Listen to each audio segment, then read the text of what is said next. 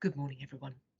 I'm delighted to be welcoming you all to BSI's annual Net Zero Week and to kick off this exciting programme of events. As the national standards body representing the interests of UK industry on the global stage, BSI is at the forefront of helping accelerate change in the way we tackle our economic, social, and environmental challenges. Preventing the devastating impacts of climate change and achieving the target of reaching net zero by 2050 is the greatest challenge of our time. Our international team of experts work in every sector, sharing best practice, shaping standards, finding new ways to measure organisational progress towards net zero to ultimately help us all get to the heart of the issues surrounding our sustainability challenges. It is our mission to actively support you to achieve your sustainability goals, whether you're at the beginning of your sustainability journey or at a point where our support can help you progress to the next steps.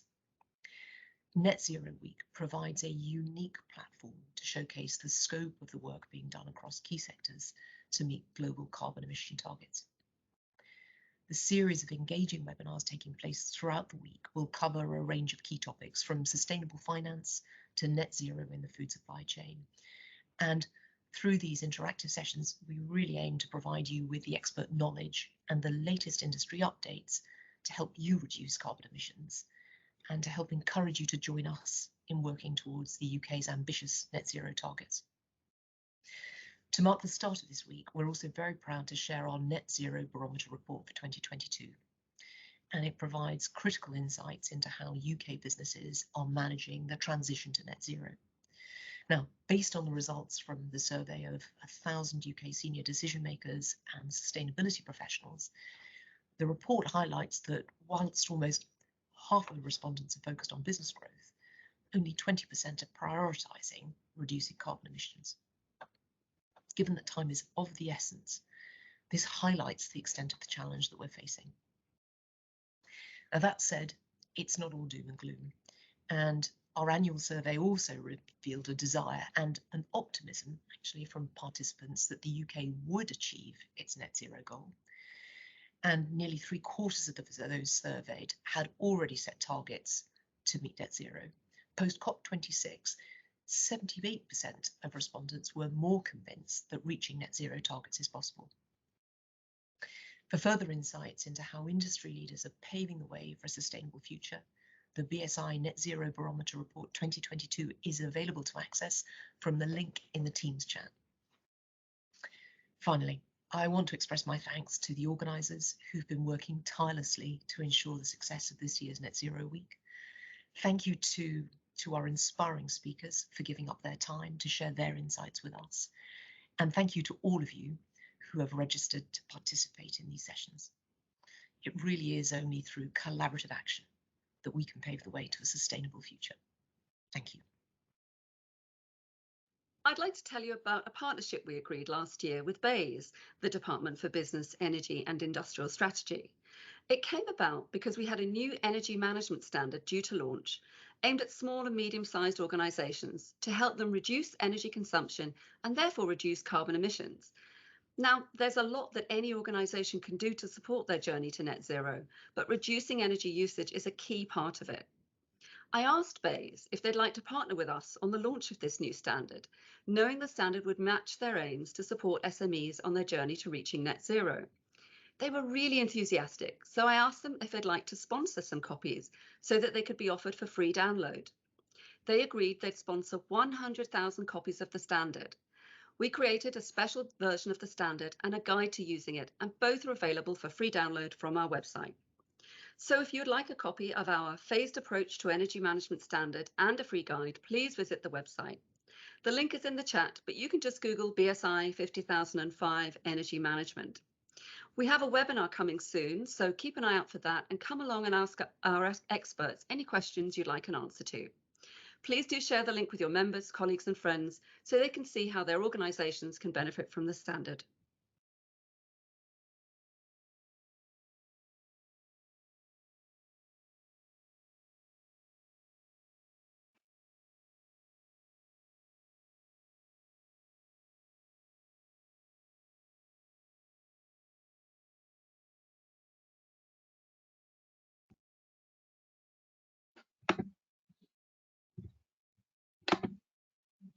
Good morning everyone. Welcome to today's webinar. Hopefully you can hear me well.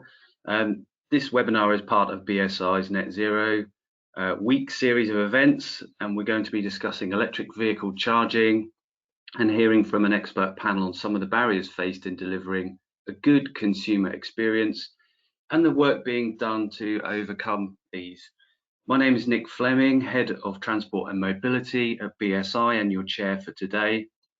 Before we get going, I need to do the obligatory housekeeping and just really mention a few key points here.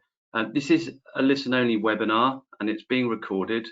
That means you won't be able to turn your cameras on or and you'll be muted. So the reason for that is just to ensure a smooth webinar technically.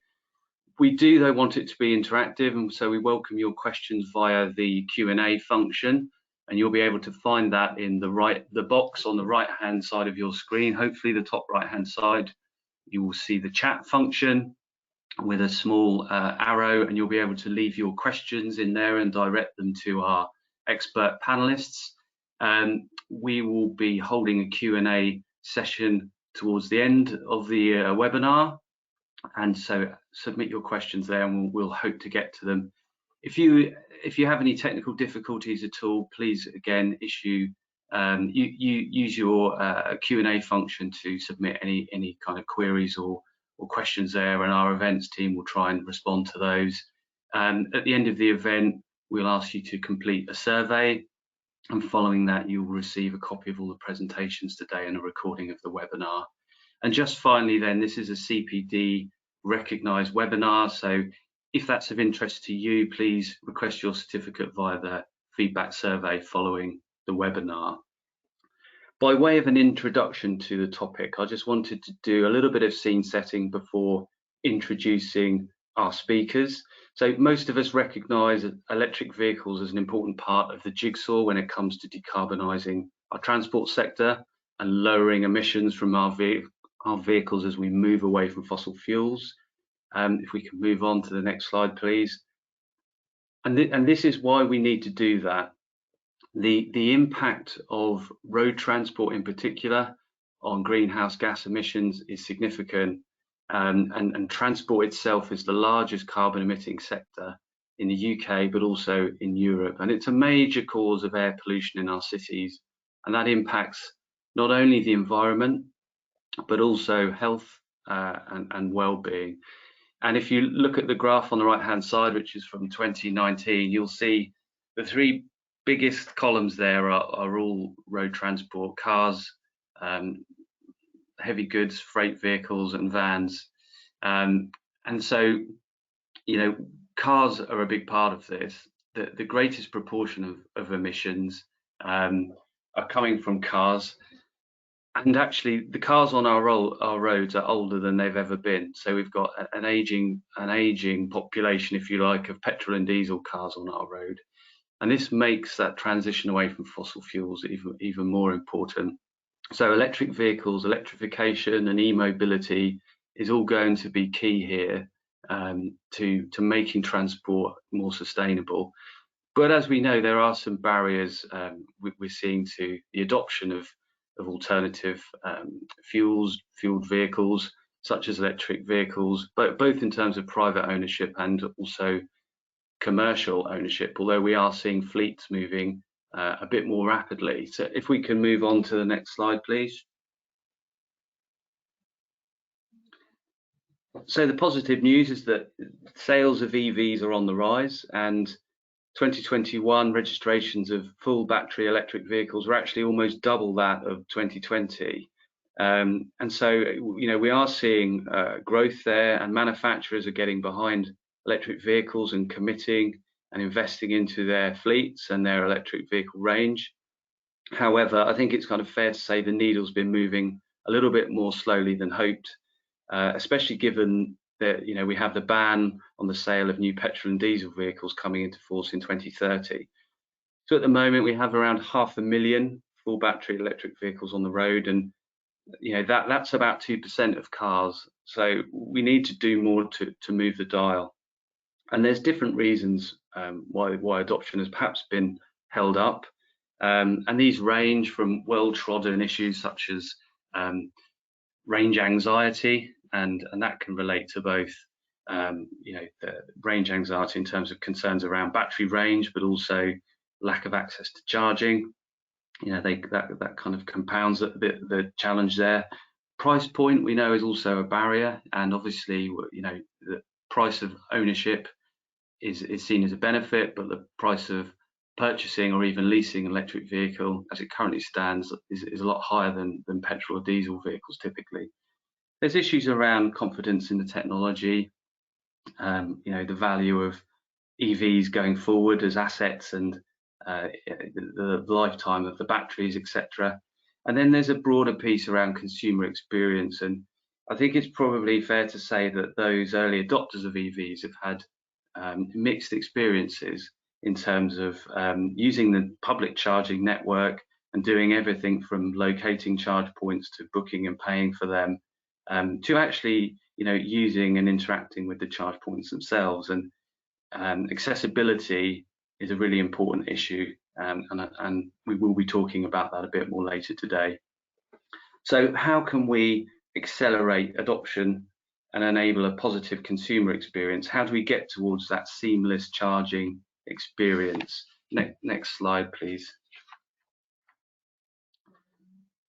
So there's been a lot happening in the last 6 to 12 months in relation to EV charging in particular, and that's the issue we're primarily focusing on today.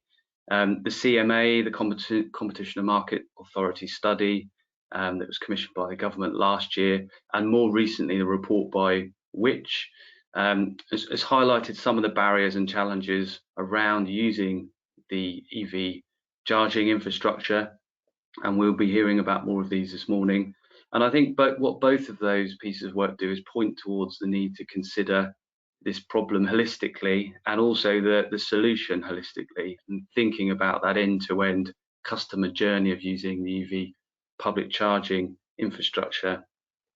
Government has responded with an ambitious strategy and policies to support this transition towards electric vehicles. Most recently, the EV infrastructure strategy, and previously we'd seen a lot of the commitments made in the Transport Decarbonizing Plan and the 2030 target, of course. And we are now starting to see increasing investment in the public charging network, and that's grown around 7% in the first quarter of 2022.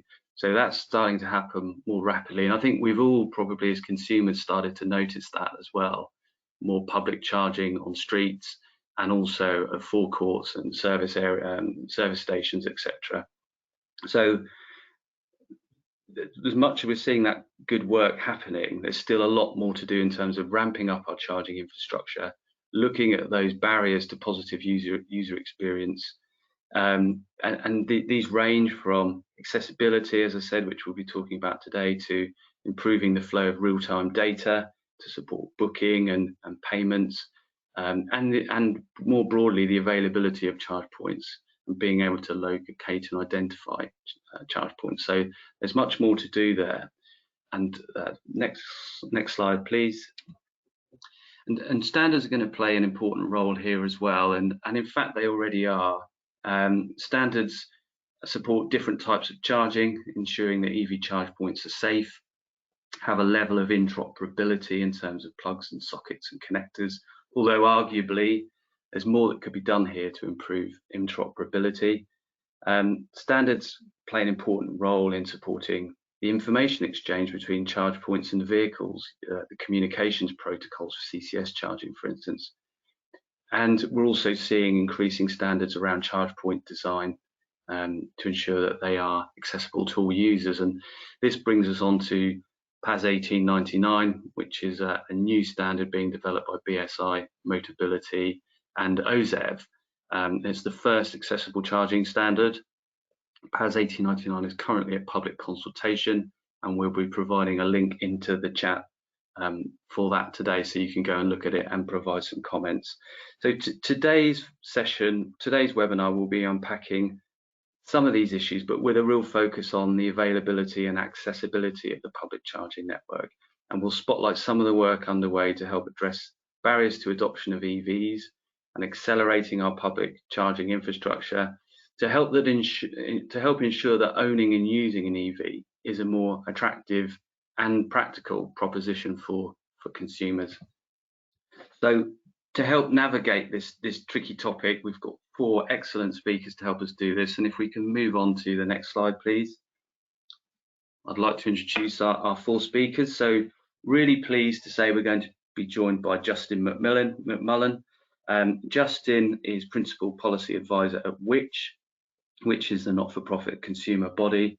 And Justin was actually part of the team at which that wrote the recently published report, Building an EV Charging Infrastructure that is Fit for the Future, as I mentioned earlier. So it's great to have Justin with us. We're also joined by Heidi Lau, who's from DFT's Office for Zero Emission Vehicles. Heidi is Head of Consumer Behaviour at OZEV, and OZEV, for those that don't know, is a team working across government to support the transition to zero emission vehicles, and so very much helping to spearhead the policy drive around electric vehicles. Also really pleased to have Catherine Maris with us. Catherine is Head of Innovation at Motability, the charity.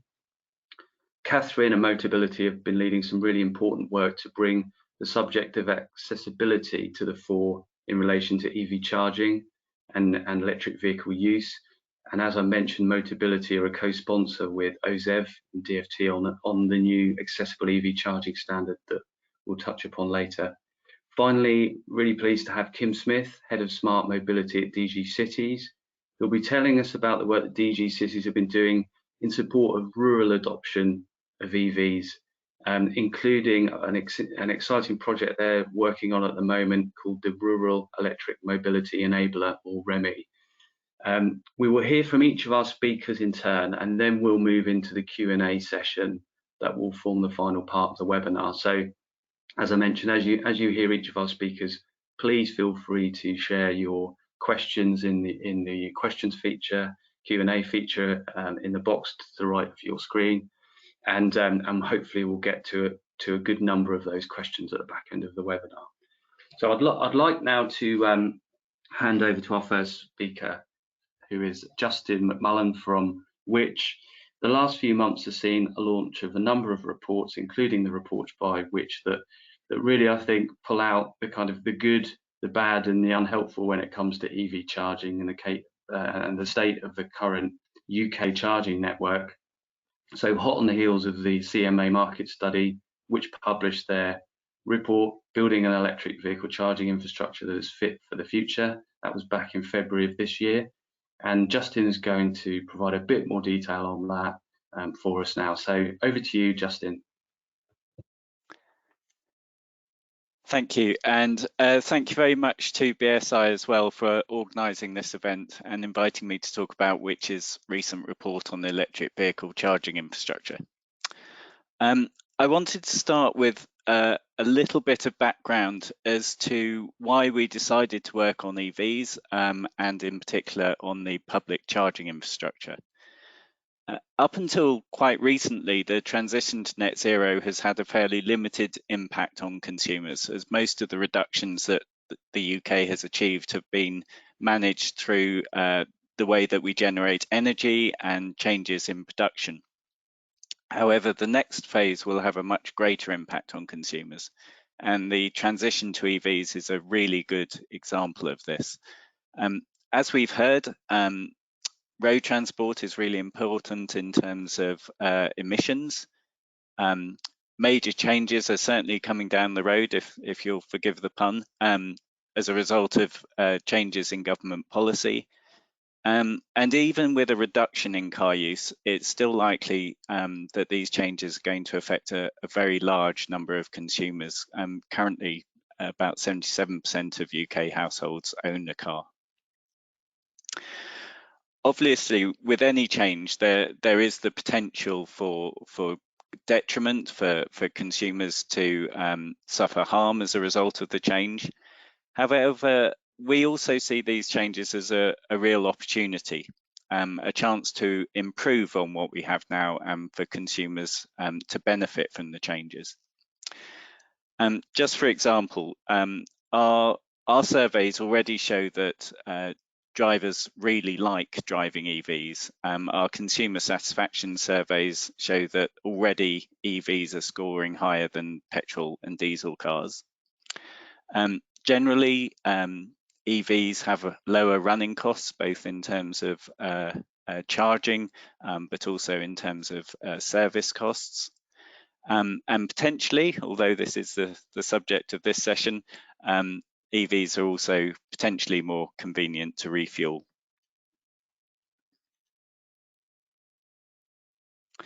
When we started to look at the transition to EVs broadly, there were sort of three possible areas to focus on. The obvious place to start was the market for EVs. And whilst there are some challenges, this does appear to be heading in the right direction in that prices are falling, choice is increasing, and new cars are feeding into the second-hand market, which will gradually improve the availability of cars for lower income groups as well. Home charging is obviously another really important area. A recent Which survey suggests that as much as 87% of charging is currently done at home, though this would be expected to change over time. There are some issues here in terms of people being able to install the chargers that they want. Also possibly some issues around the information that consumers have about charging so that they're charging in the safest way possible. But on balance, we felt that the issues around the public charging network were the most pressing and the most important. This was backed up certainly by the comments that we were receiving from EV drivers, what they were telling us about their experience of the network. And also importantly, in a survey that we conducted last year, 3 of the top 5 concerns that all consumers had about a potential switch to EVs was related to the public charging network. So this is the area that we decided to focus on initially, whilst obviously keeping a sort of watchful eye on the other issues as well. A lot of the success of the network obviously depends on working out how many chargers, how many charge points are needed, of what type, where they should be located, and how that rollout is going to be phased. However, this is an incredibly complicated question to try and answer, given the need to predict in advance of demand and all the variables of when people will switch to an EV, where they live and where they wish to travel to, whether they can charge from home. Plus, we don't really know at this stage what consumer behavior will be like in the future in terms of when and how they want to charge their cars. Hence, the really quite significant variety in the terms of the sort of estimates for the total number of charge points that are needed. However, whether it's based on statistical analysis or an assessment of current consumer satisfaction, the current rollout is clearly too slow and does need to pick up quite dramatically. This is particularly the case in some regions, so particularly the Northeast, the West Midlands and Wales have really quite low numbers of charge points currently. And this will obviously have to be addressed both in terms of meeting current demand, but also giving people the confidence to switch in the near future. We are confident that much of this rollout will and can be delivered by the private sector, but the government will have a critical role in supporting the market in some areas, particularly where costs are going to be prohibitively high for the market and where returns are either less predictable or lower than the market currently demands.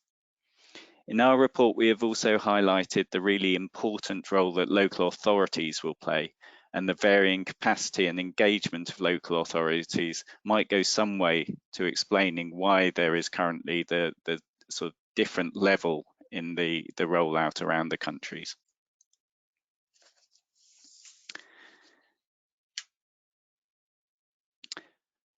Alongside questions about the number, type and location of charge points, it's really important to ensure that the consumer experience of using charge points is a positive one.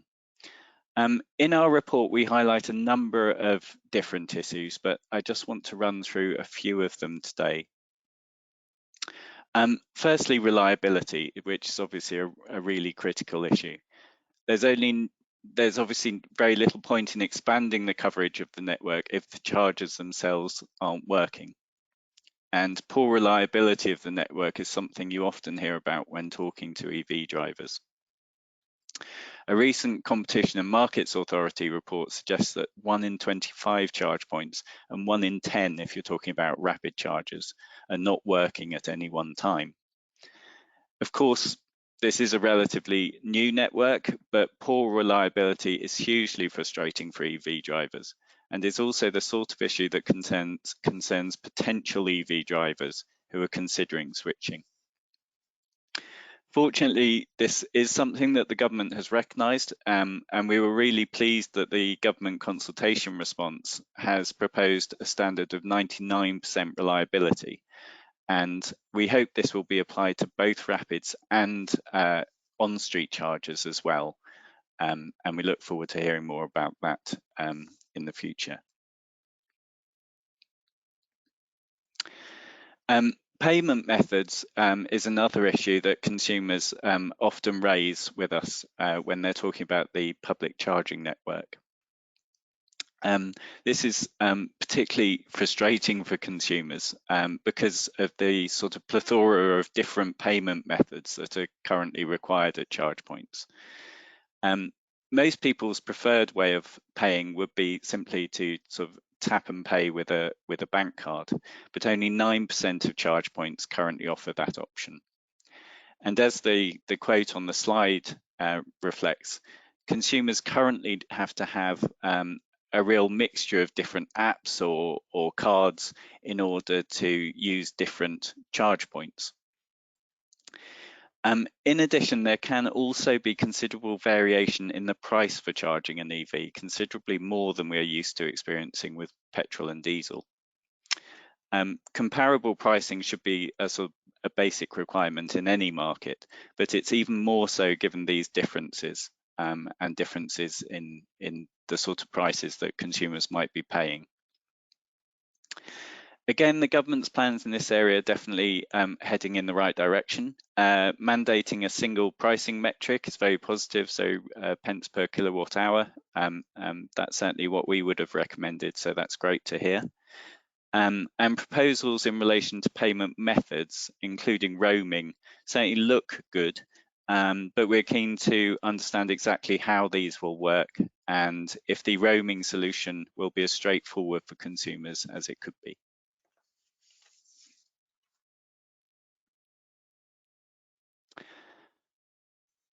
Real-time information about charge points is also really important to consumers.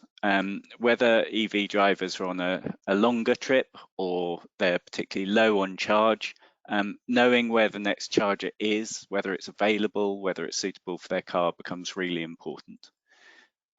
Currently, none of the UK apps have comprehensive data for the whole network. ZapMap is quite close, has the best coverage with 95% location data, but only about 70% coverage for live availability. This means that there are some really big gaps in the information that's available about whether charge points are in working order and available, and no apps currently provide information about the accessibility of charge points. Again, it's good that the government is supporting plans for more open data in this area, and we'll be really keen to hear exactly what information will be included in that sort of open data agreement that's being suggested.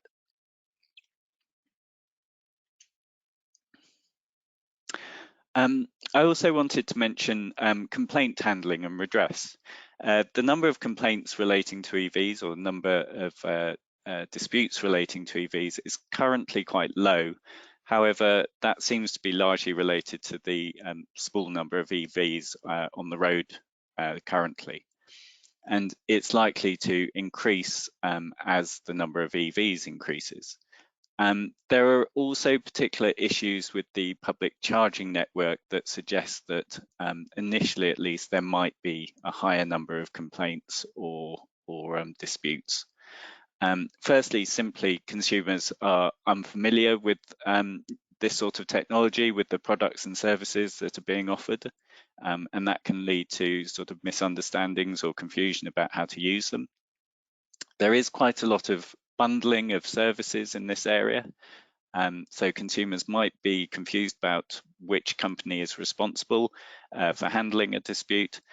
And even in a simple sort of public charging transaction, there are quite a few different companies involved. So potentially the issue might relate to the car manufacturer, the charge point operator, maybe the service station or the car park operator, maybe the app that provided the information or that's managing the payment.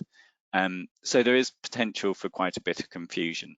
So we do welcome the government's proposals for a 24/7 helpline to help resolve issues quickly. And we're also working with a group of other sort of ombudsmen and companies to try to develop a clear pathway and standards for dispute resolution in this area.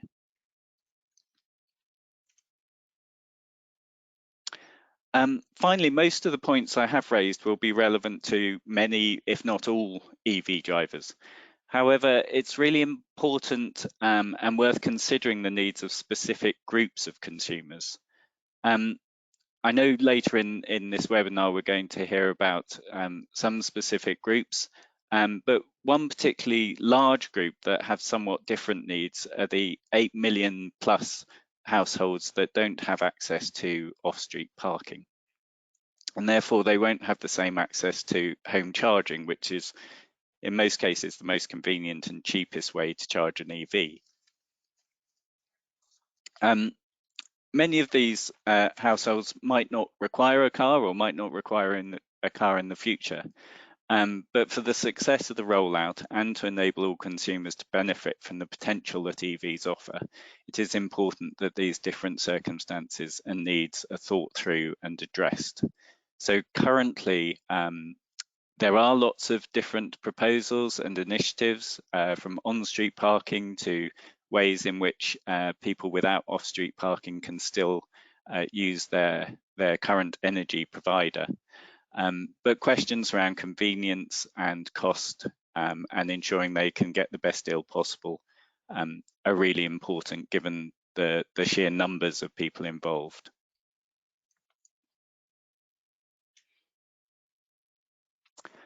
So finally, if you would like to read more about our work on electric vehicles or to stay in touch with our work in this area, we do publish a lot of information on our website, including tests and investigations, including of the charging infrastructure. And if you'd like to look at the report that's been mentioned that we produced on the public charging network, that's available on our policy website. Or I'm sure you can just search using the title of the report as well. So thank you very much and look forward to the questions later in the webinar. Thank you, Justin. Thanks very much for that. Justin provided really thought-provoking background there and done some really helpful scene setting as well. And we will pick up a few questions with Justin in the Q&A session. I'd like to introduce Heidi Lau now from OZEV. Heidi is Head of Consumer Behaviour at OZEV, as I've previously mentioned, and is going to talk a bit more about how the government is approaching and helping to accelerate the transition to EVs. Heidi previously worked as private secretary to the Transport Secretary and leads OZEV's accessibility work as well. So over to you, Heidi. Thank you, Nick. Hopefully everyone can hear me okay. Really pleased to be with you today, and thank you to the BSI for organising this session and inviting me to speak. So yeah, my name's Heidi. As Nick said, I head up consumer behaviour and engagement at OZEV.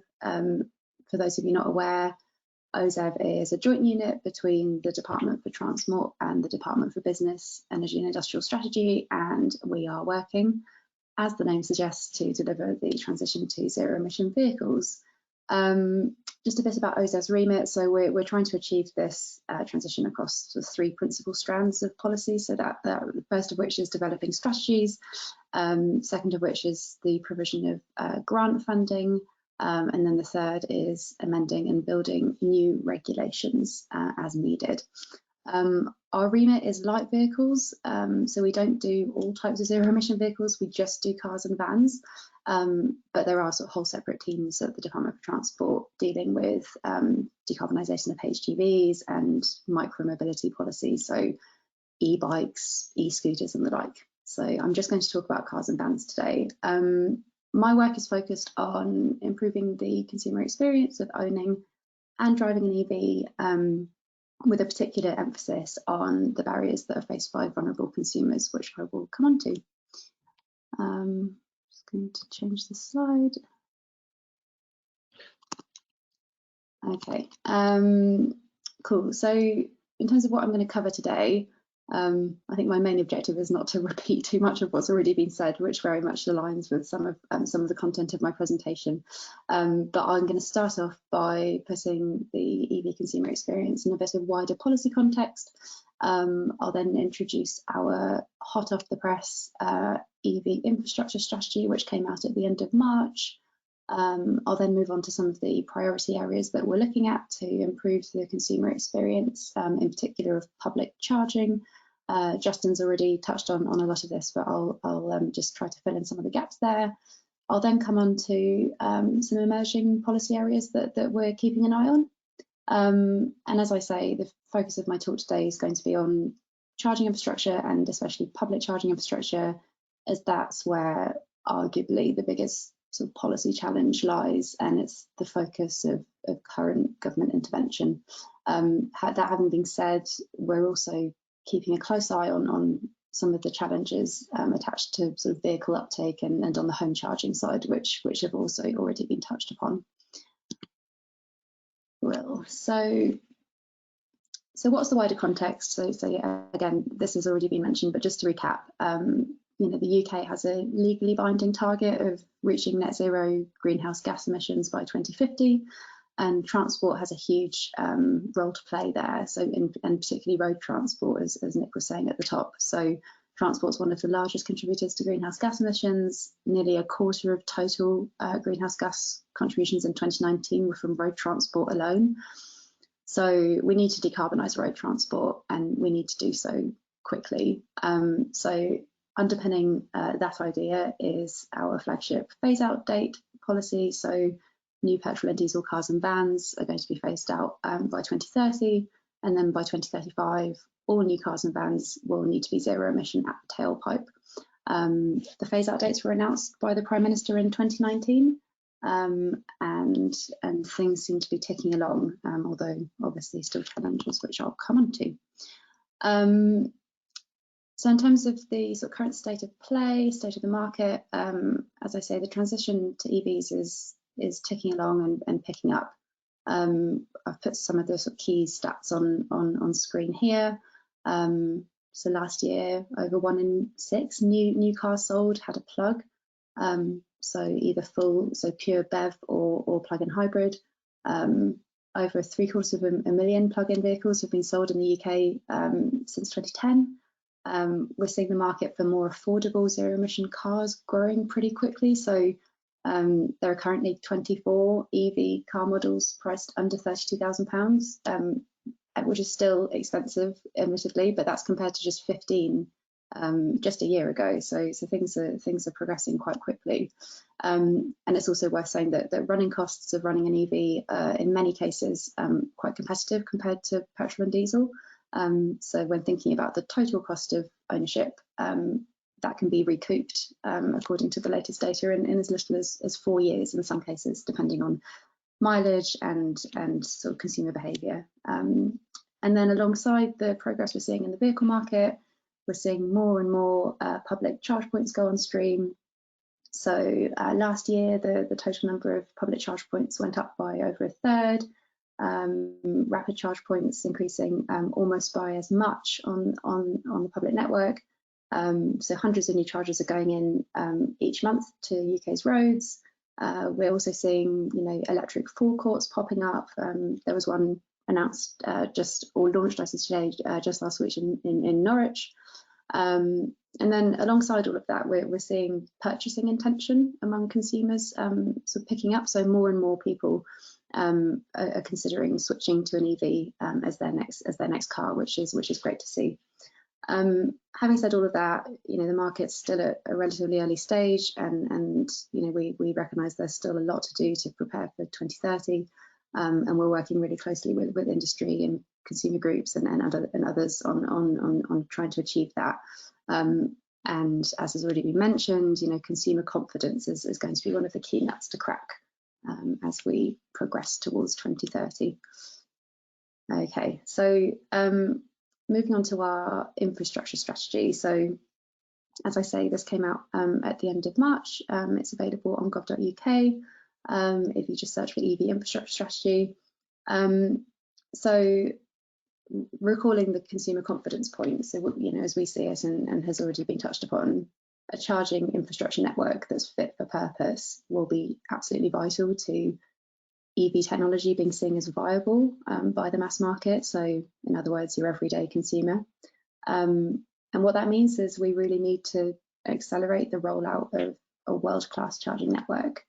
So our infrastructure strategy sets out government's vision and commitments to ensuring that everyone can benefit from the transition to EVs.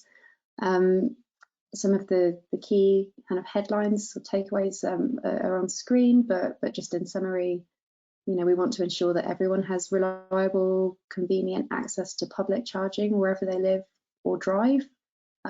We want EV charging to be cheaper and more convenient than refueling at a petrol station. The projections around charge point numbers and how many are going to be needed and what demand is going to look like over the next few years is inherently difficult to try and predict, as Justin mentioned, but our latest analysis suggests that at least 300,000 public charge points are going to be needed by 2030. So lots more to do there. There are currently just over 30,000, just for context. So I think the other key thing to say is that, as we see it, a diverse mix of charging solutions is going to be needed across the country. We're not looking to progress a kind of one-size-fits-all approach. A mix is going to be needed, so that means charge points on and off street, at different locations, at destinations, along our major roads. Different charging speeds are going to be needed depending on consumer needs and preferences, and all the rest of it. So it's a complex picture, but one we're working to push forward. So yeah, so that's the vision, and there are a number of challenges to delivering this, which again have been touched upon. The first of which I'm going to focus kind of the rest of my talk on once I'm done with this slide, is that the public network can be difficult to use. So we know that most EV drivers currently charge at home, and we do expect that this trend will continue. Having said that, we expect that all drivers, whether or not they have a private driveway, will need to at some point use the public network. And of course, many people don't have driveways and will entirely rely on the public network. And at the moment, based on the latest data, evidence, engagement, all the rest of it, public charge points are hard to find.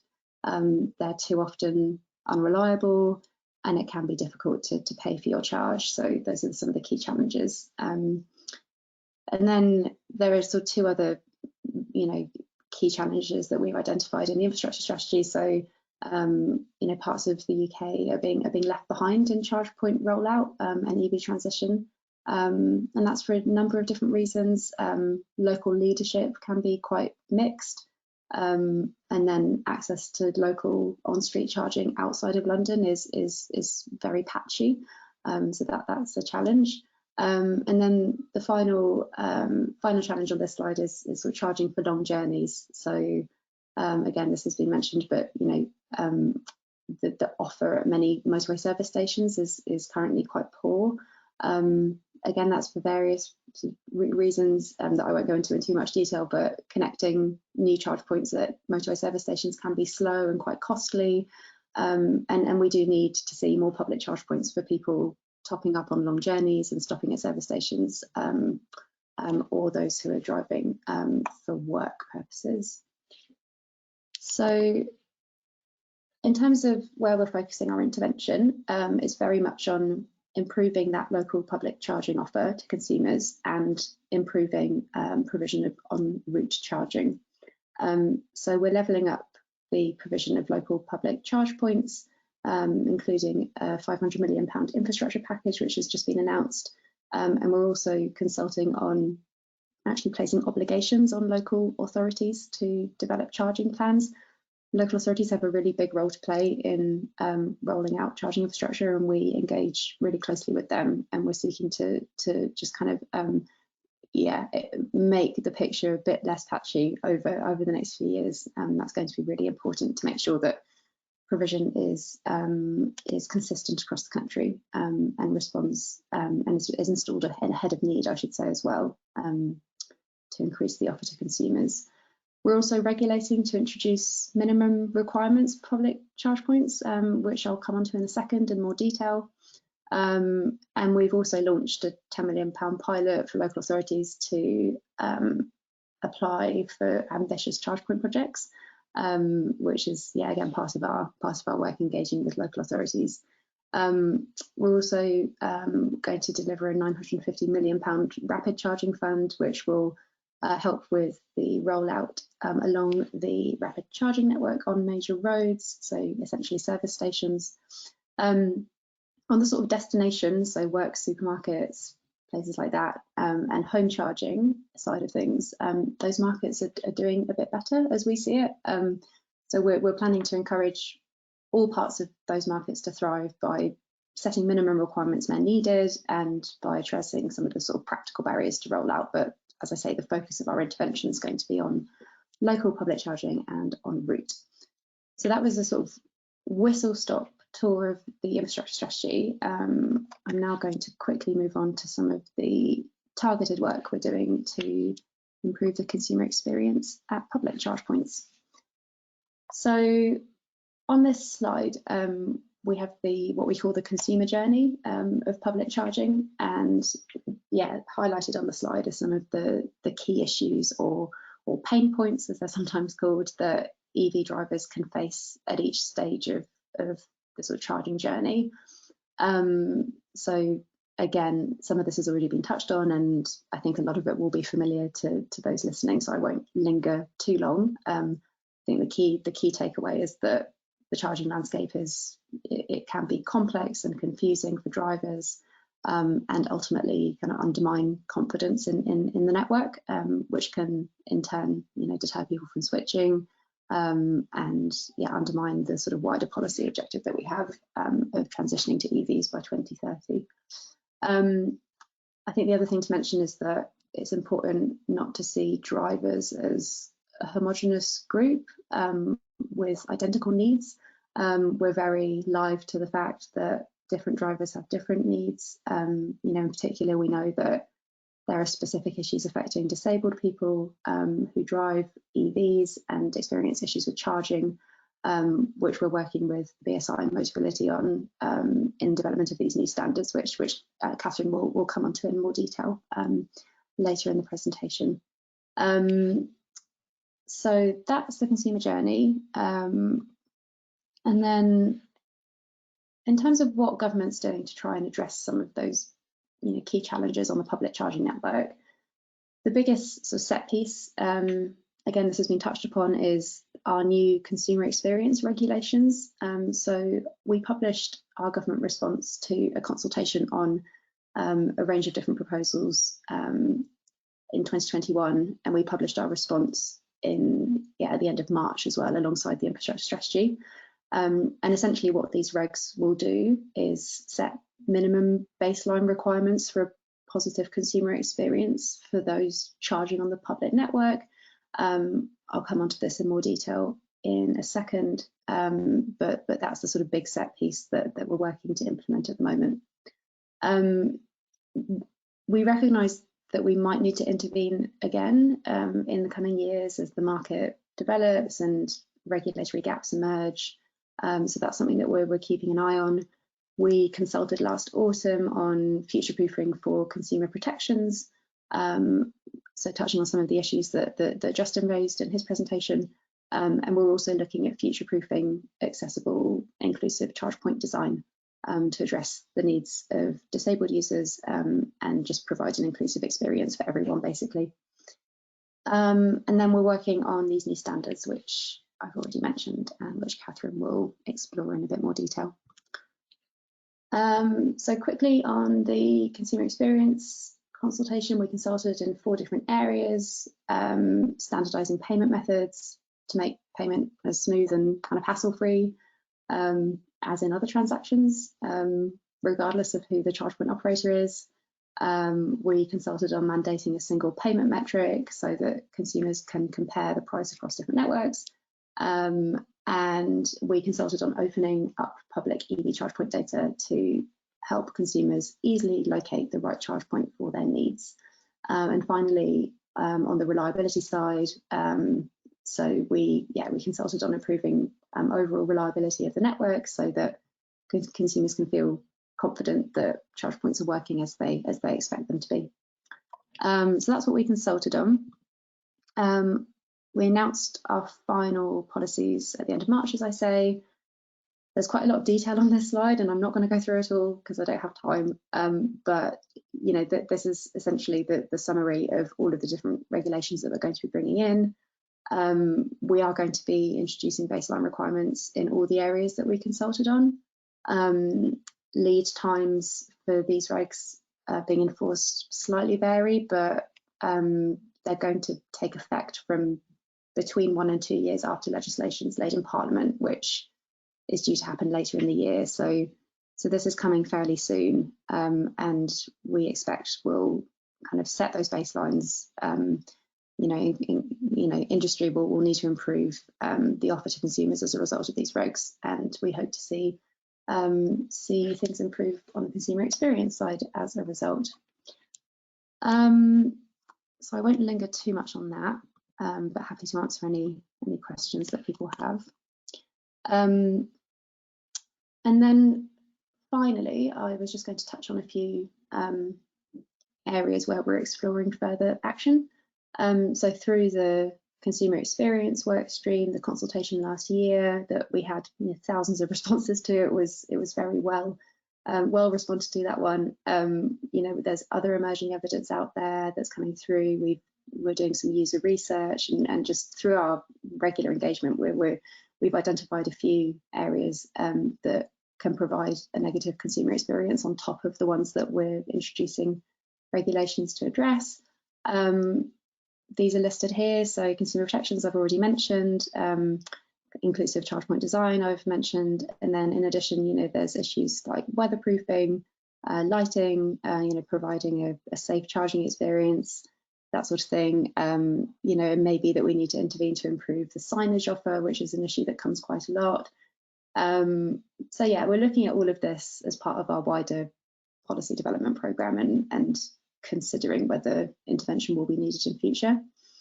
So yeah, that's essentially it. Thank you. I think I make a couple of final points before handing over. First is that despite surging sales and a lot of interest in EVs, that's picking up all the time, it's still an emerging market, and so our position is that we need to balance ensuring a positive consumer experience and helping boost consumer confidence against adding disproportionate costs to what is still a developing market. But at the same time, we want to ensure that the transition works for everyone, which, recalling inclusive charge point design, that's why that's an area of some particular importance to us at the moment, and which Catherine will cover in more detail. Thank you for listening, and look forward to the Q&A. Thank you, Heidi. Thanks very much for that. I think, Heidi, in your presentation, you talked, one thing that really jumped out as me as a statistic that's perhaps not surprising but interesting, was around most EV drivers charging at home. And I think it's an interesting point, because it perhaps reinforces the view that owning an EV is a difficult proposition for those that don't have the option of charging at home. But I guess it also signals the importance of getting the public charging network right, because people need to trust that they can have a good experience of owning an EV even without the ability to charge at home. So I think it really does highlight the fact that that there's a range of activities that need to be undertaken to I guess convince people that they can own an EV if they can't charge at home, and still overcome some of those challenges that we talked about earlier. Heidi's presentation touched upon issues such as accessibility and inclusivity, and has lined up our next presenter nicely.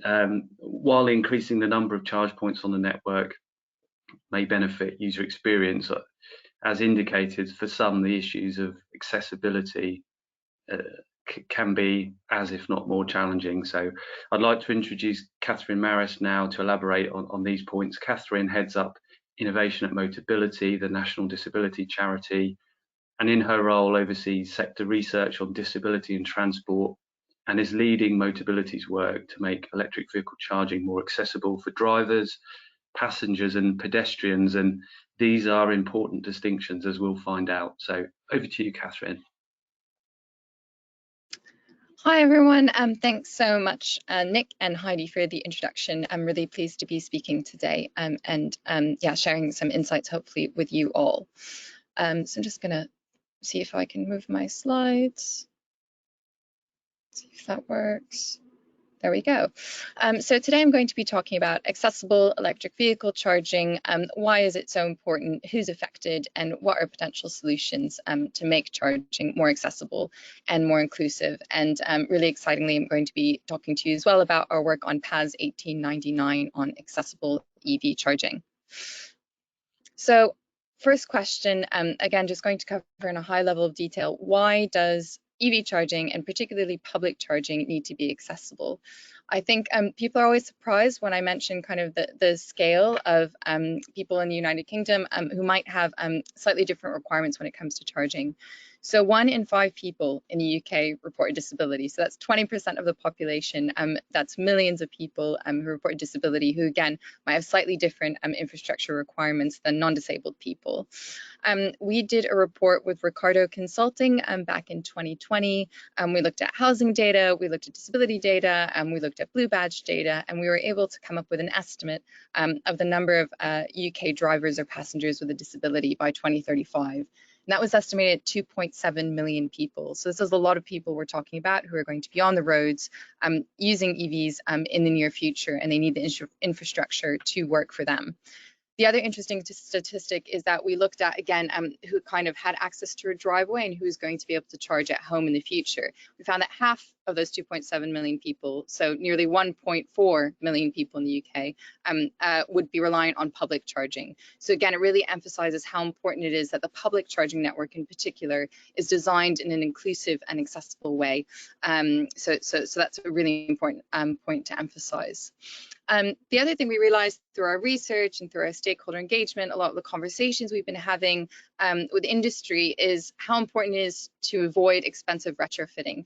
What industry doesn't want is to install a lot of charging infrastructure and then only a few years later discover that there are potentially millions of users that can't use that infrastructure and is finding it really difficult, and then they have to retrofit. It's very expensive. So I think that really emphasizes why we need to think about inclusive design at the start of this journey, not at the end, and make sure, again, that this infrastructure is as accessible as possible to people. I think we also need to reflect on the new environments in which people are going to be refueling their vehicles. So previously, petrol stations are quite a standard environment. Our research with disabled people indicates that a lot of them go to particular petrol stations that are their favorite because maybe they know someone there who can provide assistance, or they're really used to the infrastructure at a particular petrol station. So it's quite a standard environment. When we switch to EV charging, there's going to be charging on street, there's going to be charging off street public, so in your Tesco parking lots, for example, and there's going to be charging at rapid hubs along a highway. So again, these are very different environments. The charging infrastructure there is very different, the speeds might be different, the cable weights might be different.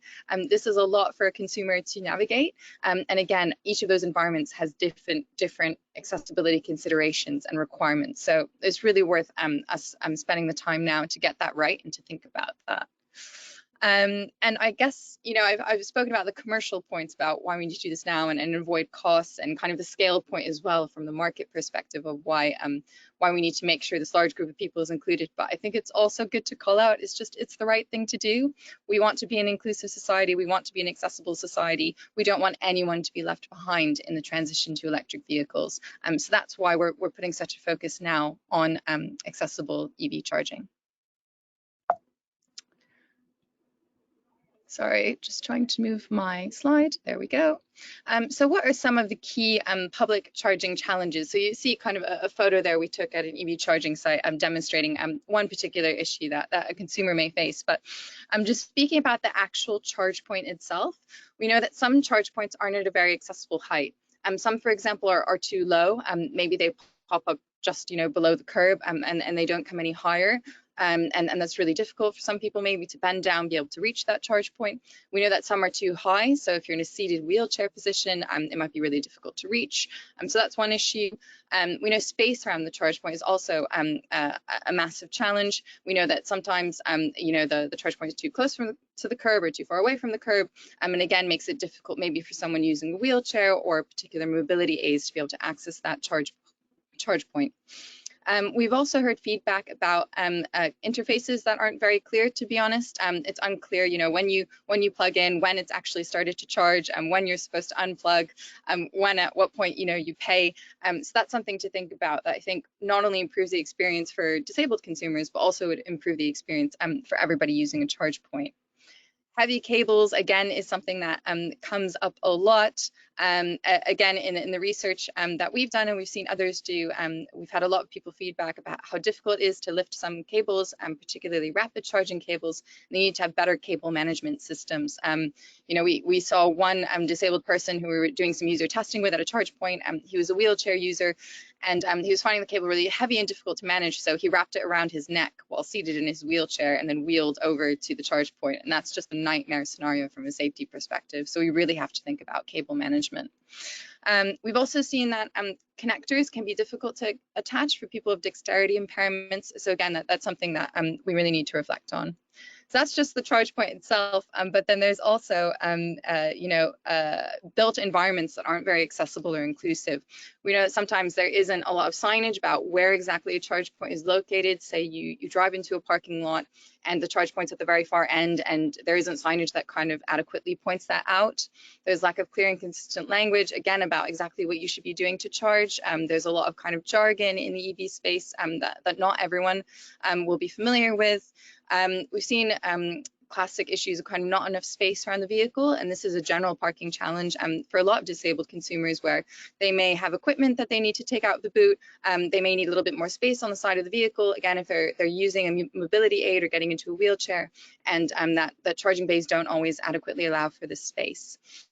We've also seen really poor placement of the charge point relative to the curb or bay, which is what this photo shows. Someone isn't able to lean over because there's too much space to be able to access the charger.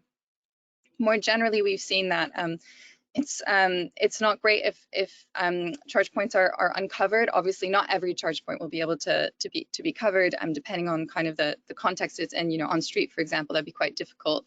But you know, if you're handling a really heavy rapid charging cable and it's been raining and it's wet and it's slippery, that's going to be really hard to use. I mentioned before about charge points that are kind of in far away areas of the car parks. That means it's not close to the venue. It's not very accessible for someone who might need to go there to charge and then access the venue and have a really long parking lot to have to get through to do that.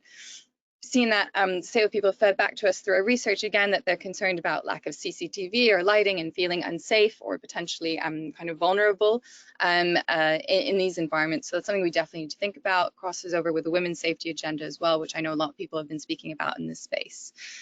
So that may sound like a lot of issues I've just raised and kind of insurmountable, but actually, if you think about design inclusively from the start, a lot of these changes that need to be made are actually quite small and practical. And not only that, they would improve the experience for everybody.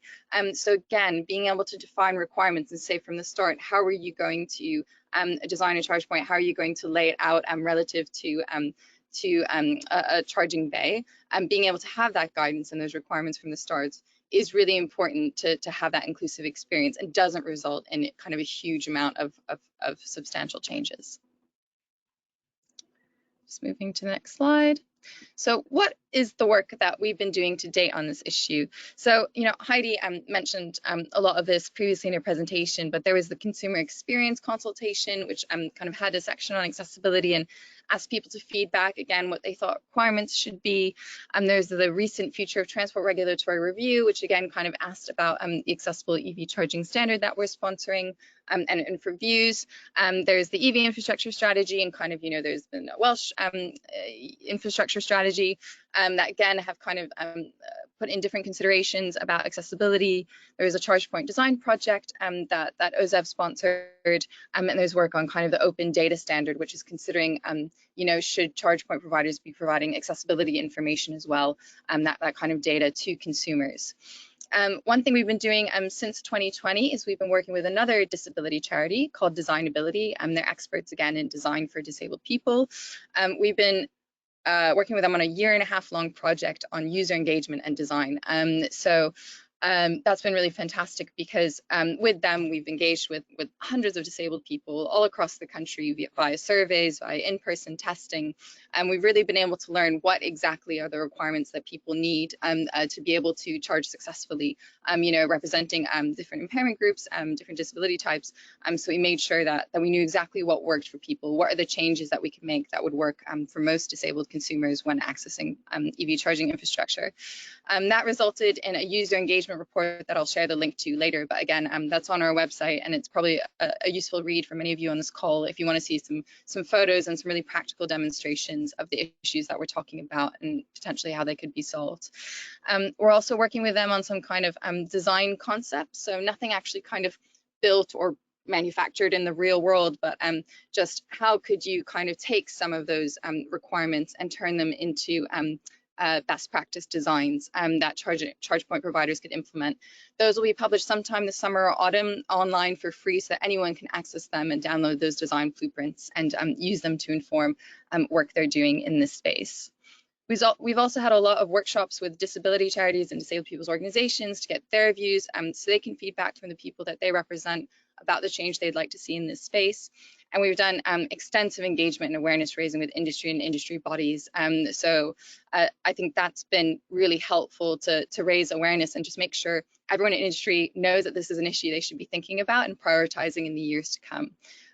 We've also kind of spearheaded some collaborations with ZapMaps and UK Power Networks on different research projects that again let us know more about what people's requirements are in this space. Transport Scotland also held kind of an accessibility challenge that we fed into that had some really interesting projects come out of that. Moving on. So moving on to how can a standard help? So why have we decided as part of our work in this space that we wanted to sponsor a national accessible charging standard in partnership with OZEV and obviously being produced through the BSI? I think what's important to note is in the 2 years we spent working in this space, we really had a difficult time in the sense of, we would go to industry and we'd say, this is really important, you should be thinking about accessibility and inclusivity. And oftentimes the feedback was, yes, we totally get that, that's really important, but what do you mean by accessibility? What does accessible charging look like? And so that really emphasized the need for us to develop a standard and kind of identify what exactly industry could be doing, how could they achieve accessibility and inclusivity. I think the other important point is that, we looked at some market leaders in this space, like Norway, like the Netherlands, looked at the US, for example, and there is no national accessible charging standard that exists anywhere. There is some kind of local regulations in the US in different areas, but it's kind of patchwork and has in some cases hampered innovation. So there's a real opportunity here for the UK to become a leader, a market leader, and really demonstrate that we care about accessibility, inclusivity, and hopefully spread a best practice to other countries. And we've had already a few countries contact us about the standard and say, wow, this is really great, you know, doing all the difficult work, and maybe we can take up this standard and adopt it in our country as well. What does the standard do exactly? It sets a minimum level of accessibility across all charge points. So how do you achieve accessibility in different environments? So whether it's on-street, off-street, public, or rapid charging hubs. I think that's really important because, again, the considerations you have in an on-street context are very different for off-street.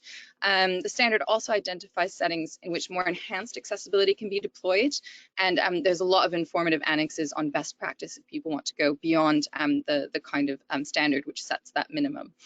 I always feel like when you say set a minimum, people think, oh, that sounds like a cop-out, but that's really not what it is. We're looking for changes across all charging infrastructure to make it more accessible, and that's what you'll see in the standard. What's in scope? So public charging, the charge point itself, and the built environment that surrounds it, and to a lesser extent signage and information. And obviously there's some things that you can't control kind of about the vehicle or charging port placement, for example. So it is quite specific in its scope. However, we do think it meets that industry need to understand what accessibility means for EV charging, what it looks like, how it can be achieved. I think the important thing is there's been a huge amount of engagement from key stakeholders in the disability and EV charging sectors to feed into the development of that standard. So we're really confident that it's been developed with that input and people are really supportive of it. Just moving on to the next slide. So what is the standards process like? Where are we at this point in the process with PAS 1899? So we announced our partnership with OZEV on the standard and with BSI in summer 2021. There's a steering group of key stakeholders that kind of bring the standard through, and they met for the first time in the autumn. Draft 1 was shared with them in the winter. They met January of this year, and a second draft was created. And that draft is now up for public consultation. It's been out since March 29th and it'll be out to May 4th. So all of you have just about another week to feedback on it if you'd like to. We'll have further meetings with our steering group to inform a third draft. And we've also got an excellent review panel of stakeholders from, again, across industry and the disability sectors who have been feeding in throughout the public consultation period as well. So we've got those kind of two bodies, the steering group and the review panel, that have been helping us and helping our technical author really draft the standard to where it needs to be. The final review and publication of the standard will be sometime in September, and we're just figuring out the exact date. Hopefully we don't experience any delays, but that's where we're at in the process, and really wanted to highlight that there is this opportunity to feedback through the public consultation, and I'm sure the BSI team will be dropping a link in the chat. The last thing I wanted to share is I just feel like there's actually quite a lot of useful resources that are beginning to come out in this space as people get more awareness about accessibility, inclusion, EV charging for disabled passengers, pedestrians and drivers. And so I thought I'd just share some of them in case they're of interest. Again, I mentioned our user engagement report, that's on the Motability website. UK Power Networks has developed an accessible transport hub that has a compilation of different resources from across the sector about accessibility and the transition to EVs.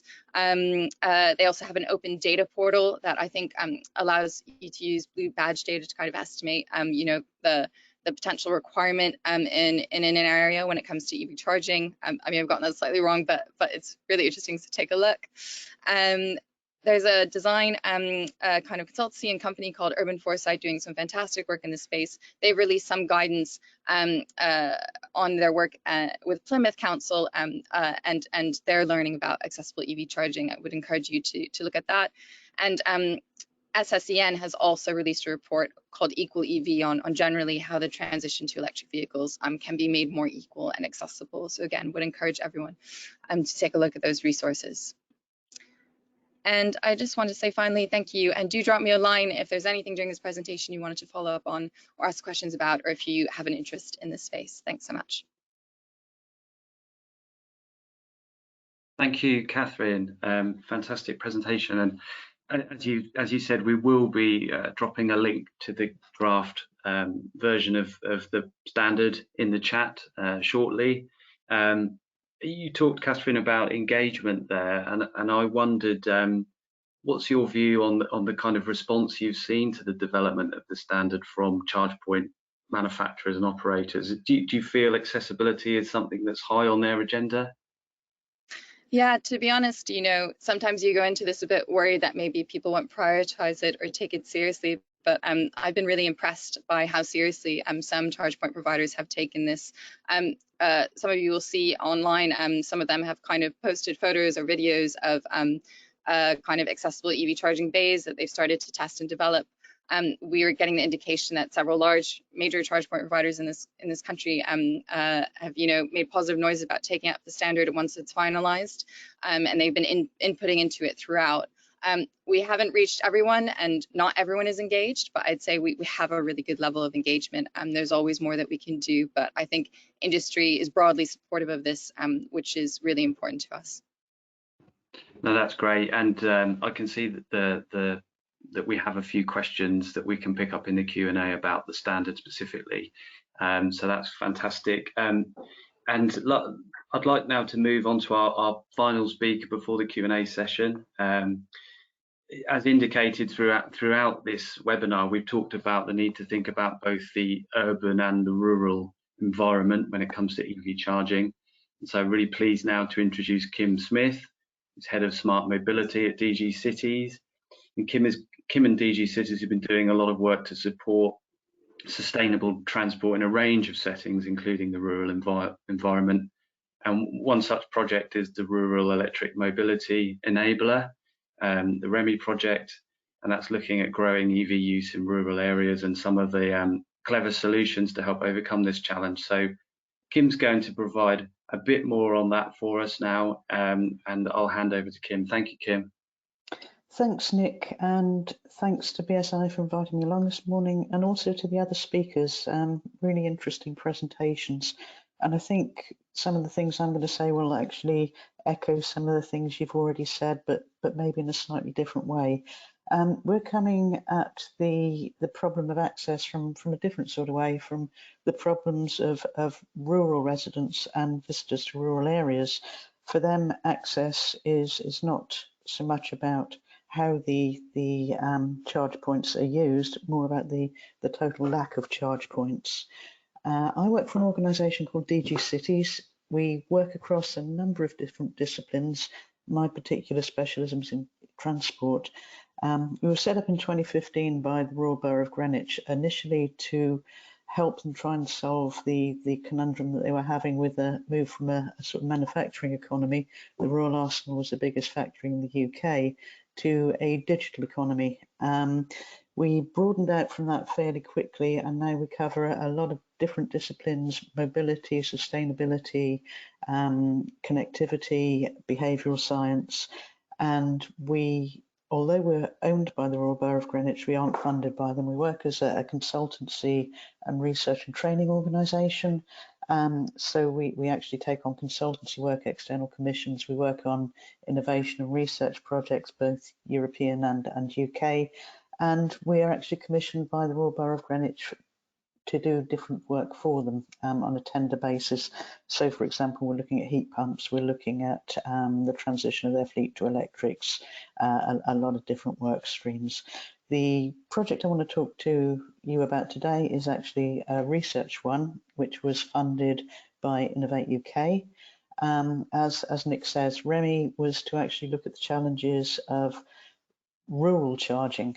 I think one of the things that is blatantly obvious to us from this is levelling up isn't just the traditional north-south divide that gets flagged. The rural-urban divide is absolutely huge, and rural communities are often overlooked in the move to zero carbon. This was a really short project. It ran for 8 to 9 months, which initially we thought was going to be an issue. It actually turned out that it was really good that it ran for that shorter period, because it enabled us to focus and push deliverables through really quickly. It was a small consortium. It was led by EDF, who actually led on the stakeholder engagement, or the public engagement side of it, sorry, and also looking at a model for car park charging. So private and public car parks, were they suitable to put charging infrastructure into? If so, what type of infrastructure? Looking at the demographics, looking at the population and usage. Would it be fast charging? Would it be slow overnight charging? Would they need rapid charging for quick visitors? And was the grid up to supporting it? And part of the model actually looked at a PV solar battery solution to charging to see if there were car parks where that would be more suitable. Bonnet were another project partner. Bonnet are primarily known for the roaming solutions that they have for public charge points. Basically, it's an app that allows you to access any charge point for a known figure or for a known sum, so you know how much you'll be charged for it. What we actually worked with Bonnet on in this project was looking at creating a platform to facilitate peer-to-peer charging. People who have home charge points, would they be willing to share that charge point if there was a platform that was bookable and the pain about recouping their money was taken away from them and dealt with by the platform? And that, over the 9-month period, was actually trialled on 3 different networks and shown to be quite successful. It was also shown to be quite popular with the public in the survey we did that I'll talk about a bit in a minute. Devon County Council were a project partner who basically provided the whiteboard for us to play with for this project. They also provided us with a vast amount of data around vehicle movements, traffic movements, and infrastructure in the county. We worked very, very closely with Field Dynamics, who are a data visualization company, and the piece of work that sort of underpinned the other areas of work was the cold mapping that we did with Field Dynamics. And that did exactly what it says on the tin, really. It overlaid data in a very visual mapping form about what was in place, the numbers of rural communities, the households in those communities, the households that had on-street parking, the households that had off-street parking, the grid capacity in the area, the digital connectivity in the area. So it gave us the information that allowed us to look at where the gaps in provision were and to look at potentially how to deal with that. Another big part of it was looking at the seasonal influx of demand from visitors. So if you actually look at a county like Devon, over the summer period, its population in some rural communities can quadruple. So how does that work when people scoot down from the rest of the country in their electric vehicles and suddenly the demand on the network becomes huge? What does that mean for the rural population, but also what does it mean for the confidence of the visitors to continue to come to Devon? So as I've sort of mentioned, the primary objectives of the project were to support EV growth in rural areas and identify where the problem areas were, really, where the black holes were in provision and what could be done to support that. The additional work around the value added solutions was looking at space and doing a bit of myth busting as well, really. The assumption often made is that if you live in the country, you've got acres of space beside your house, you can park up and plug your car in. That absolutely isn't true. When we were looking at rural communities in Devon and the other counties that we ground truthed it in, we were looking at between 24 and 28% of households had no access to off-street parking, which isn't so very different from a lot of urban areas. The additional problem in these rural areas was a lack of on-street charging because of the width of the highways and the usage of the highways. So solutions there on private and public car parks seemed to be a potential answer. But certainly the work that we were doing with the cold mapping was to try and allow evidence-based decisions by local authorities on where they needed to promote charge point development. So fairly early on in the project, we conducted a public survey. It went out to over 1,000 people, and this mind map is just a very brief summary of what was in that. And really, it confirmed our thinking on it. The primary barrier to people's uptake were charging points or lack of charging points, lack of understanding with the cost of what they'd be paying, and lack of space to actually park their vehicle. The other barrier to uptake was the cost of the vehicle themselves. There's a huge second-hand car market in rural communities, so they were more likely to be buying a second-hand EV than they were a new one. In that case, the range was probably less and the frequency of charging more than visitors coming down in newer EVs. So how could we actually support them? A lot of the transport in these rural communities is by necessity by private vehicle. There isn't an alternative. So it's crucial for residents in these areas to have a reliable network that they have confidence in. As well as talking to the public, we talked to a number of different stakeholders who have attractors, if you like, the reasons that both local people and visitors move around. So we engaged with Forestry England in Devon, for example. They have Holden Forest Park, which has over 500,000 car visitors a year. English Heritage, a lot of their sites have to be accessed by car, there's no alternative. And the national parks, which between Dartmoor and Exmoor attract more than 3.5 million visitors a year, so huge.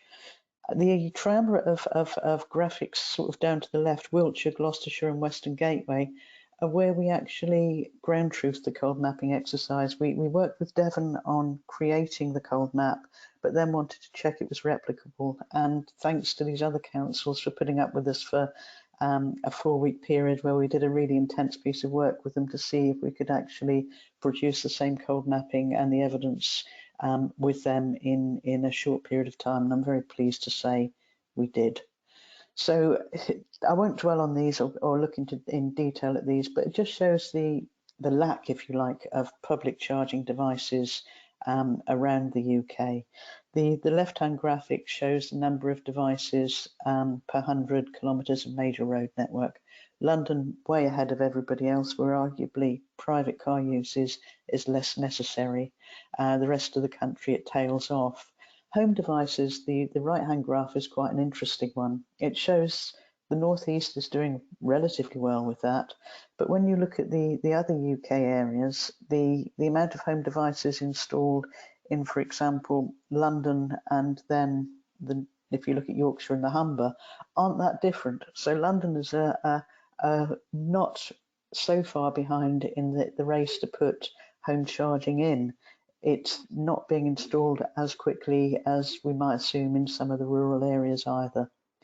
This next graphic looks at the 5 most rural areas as defined by the ONS, and it shows the total number of public charge points, the blue line, relatively high in Cornwall, but dropping off in other rural areas. The really concerning one, I think, is the number of rapid charges, which is the grey line struggling along the bottom of the graphic, exceptionally low in rural areas. So what did we do with Project Remy? We looked at rural communities, and we thought that would be a really easy one to do. We thought that would be mapped and we'd simply be able to overlay the polygons on our UK mapping of that. It didn't exist. So what we did to start with was actually create rural communities on the base map. That was by the ONS's definition of rural communities, the six sort of rural areas. And the bottom right-hand graphic actually shows a village with that hatched line showing the extent of the rural community. The really busy one to the left of that shows the whole of Devon, and each one of those little blobs is actually a rural community. That's there just to get an overview of the sort of numbers of communities we're dealing with. The pinkish ones are the urban centres which were excluded from this study. So that's the sort of Plymouth, Torbay, Exeter, Barnstaple. So that was our base, was to actually get rural communities mapped. What we then overlaid on that was grid capacity. So we looked at mapping each of the EV substations in those areas and the capacity of those, whether they had any, whether there was a medium level of capacity, whether there was a high level of capacity. Additionally, we had access to traffic flows and traffic counts, so we knew what was going on there. We knew where council and private car parks were, so we mapped those on there as well. The two other areas that we didn't put on the base map were the digital connectivity, which is obviously needed for smart charging. That was too expensive to do a whole UK overlay, but on a bespoke basis, we can get that information for spot areas that we're looking at. So I'll talk about a case study in a minute and bring that up with that. The other one that was really difficult to get data for, which we did find quite surprising, was the summer uplift numbers, the numbers of visitors. Our assumption, pretty stupidly, was we could just lift the DFT count numbers of vehicles through areas on different routes. They didn't exist in any meaningful way for summer periods. It seems like the counts will go on summer holiday. So when we started trying to look at visitor uplift, we actually had to do a lot of stakeholder engagement with the Visit England county branches, who were brilliant in producing data. So again, that's a bespoke piece of data that we use on a case-by-case basis to look at increased demand over the holiday periods. A little bit about a case study that we did with Moreton Hampstead. Moreton Hampstead is a small market town on the eastern side of Dartmoor. That rather pretty picture shows the main roads through Moreton Hampstead, which are an intersection of two of the main routes through Dartmoor, the north-south and the east-west route through Dartmoor. 2.5 million visitors to Dartmoor each year, so you can imagine that little road gets a bit constricted. On-street parking isn't possible there, on-street charging isn't possible there. Private vehicles is the majority of transport for both local people and visitors to the area. There's a couple of bus services. The nearest train station is 12-15 miles away. So here we really have an issue about provision. Off-street parking, if we look at this next slide, this is the base cold map of the area. Each of those little dots represents a household. So that's all of the 2,000 residents of Moreton Hampstead mapped. Each red dot is a household who has no access to off-street parking. Additionally, a lot of those households don't have access to on-street parking. We can overlay another piece of work on the cold map that looks at the highway width, the pavement width, and the throughput of traffic to let us see if it's potentially possible to put on street. That mixed with traffic orders, and a lot of the traffic orders for this area simply show that no parking, no waiting, certainly through the summer periods. So it's not necessarily possible to look at putting on street for those red dot households. What there is here, and I don't know if you can see it on this map, but in the center left there's a little round sort of target, a white target with a black dot in the middle. That's actually a Teignbridge Council, a Devon County Council car park with space for about 60 vehicles in it. So our piece of work with this actually looked to see if that would have been the better solution for the council to look at, actually putting charging in that area. What you might also be able to see on this map are the little pylon icons there. There are 4 or 5 green pylon icons showing there. And what that does is show grid capacity for the power networks. And the green ones show there is ample capacity for supplying chargers in this area. So we wouldn't actually be looking at EDF's solar solution in this one, because the grid solution is capable of actually providing the charge points with the power they need. If we look at the Google overview, this is the same place. Court Street Car Park is in the centre of this. Most of the red dot households we looked at are within a 10-minute walk of that area. So the solution is there for local people as well. Looking at the demographics, we did an extra piece of work to suggest the type of chargers that would be needed here, and it's a mixture of chargers. some fast charges for visitors to the area, some slower charges for long stay and for residents. And we know there are actually 7 substations within the catchment which have good capacity. One has extensive capacity. So this is the type of information we were able to pull out for Devon Council for this with this exercise. We replicated it with Gloucestershire and with Wiltshire, looking at specific villages and towns that they asked us to look at, and we're able to provide them the data they wanted as well. And for us, the idea behind this allows local authorities to have the evidence they need to promote areas where they want charging. So Heidi was talking about the funding streams that are coming out, the pilot projects for Levi this year, and next year the full rollout. Our take on this is the cold mapping is actually exceptionally useful for local authorities who are thinking of looking at that funding stream, because it allows them to prioritise the areas where they need to put the infrastructure in to support their communities and the visitors to their communities. So that's an absolute gallop through Project Remy. The project actually wrapped up at the end of March, and we're finalising the reports now. They will be available on our website, and the link to the website will be through this as well. So certainly we're very happy to talk to anybody who's got an interest or wants to find out more about this, or of course answer any questions you've got. Thank you, Nick. Thank you, Kim. And it's a, you know, the cold mapping itself feels like such a useful tool. And it's reassuring in many ways that this type of work is going on to look at that holistic picture. So I'll give you a bit of a breather, Kim, because we're going to move into the Q&A now, and I won't come to you first, but there are a few questions around the rural environment. So if I can ask our panelists to turn their cameras on, that would be fantastic. Great, thanks everyone. And Justin, you've had the longest time to get your breath back, so I'll start with you if I may.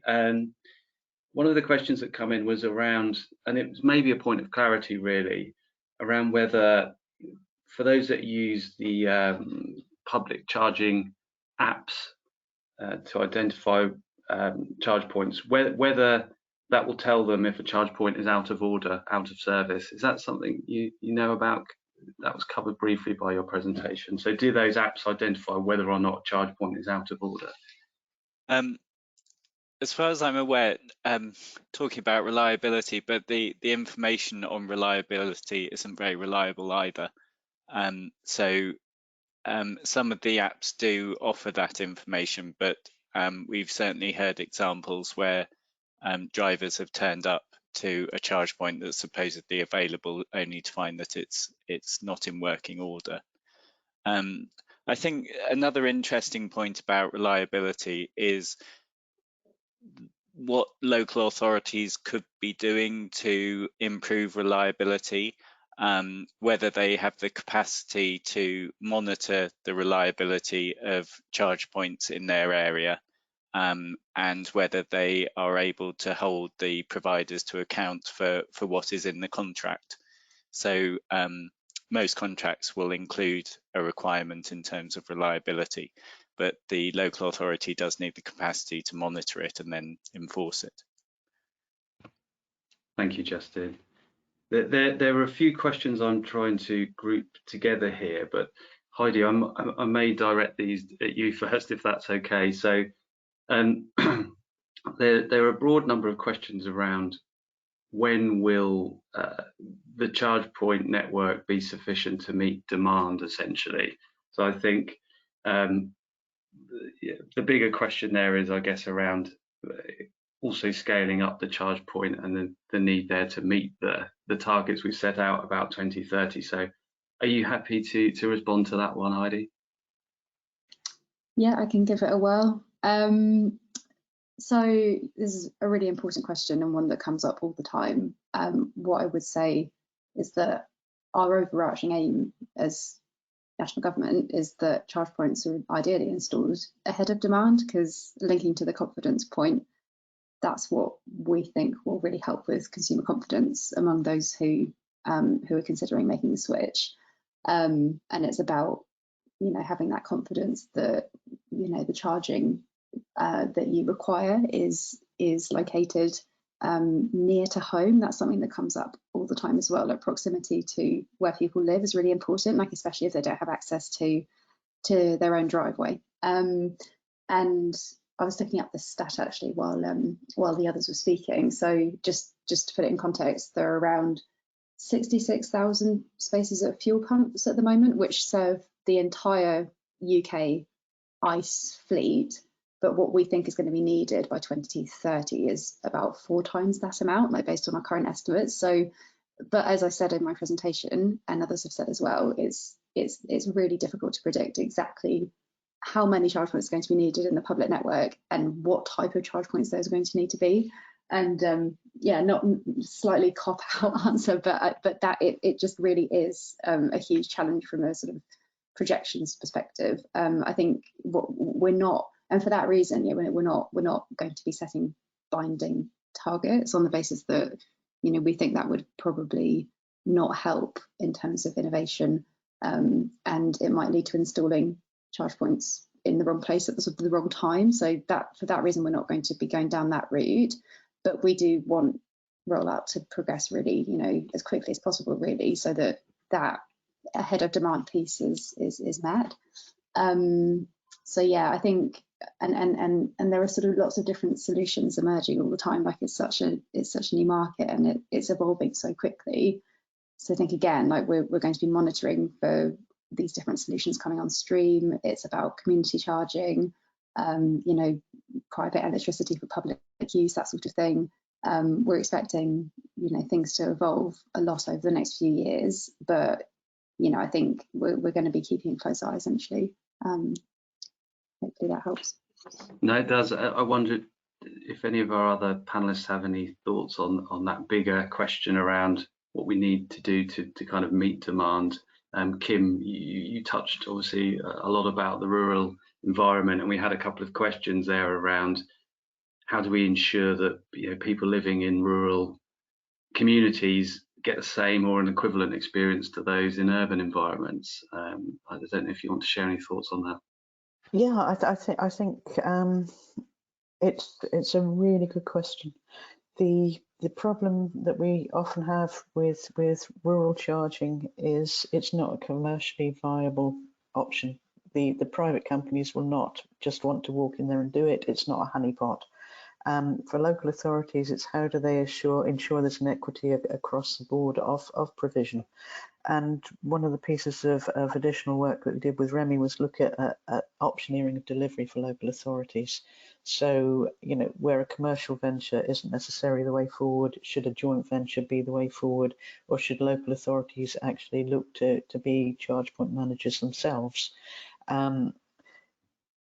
It's a conundrum. The roaming solutions that Bonnet have produced for public charging, if the solution that they're doing for sharing of private charging, an Airbnb if you like, for charge points, actually works, that really ups the opportunity for rural communities to have an increased number of charge points. But local authorities are stretched.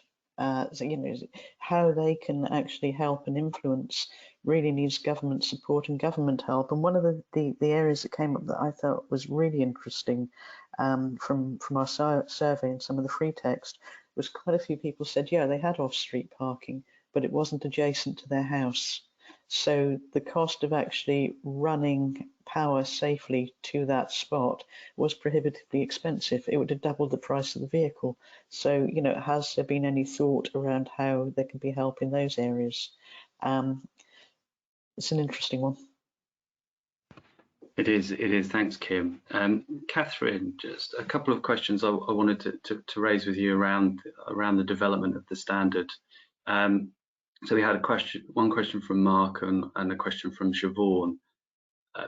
One was around what elements of the standard would also need to be applicable to EV manufacturers.